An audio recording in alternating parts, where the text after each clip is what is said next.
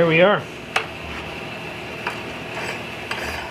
Now I'm going to add a safety feature for the blade on the saw so my fingers don't get, you know, holding it here and that blade come through.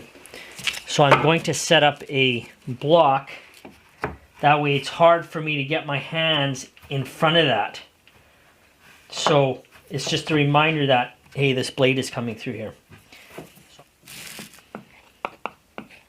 Now I'm going to let this sit for a few hours.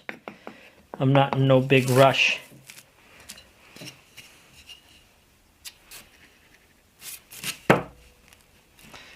I will clamp it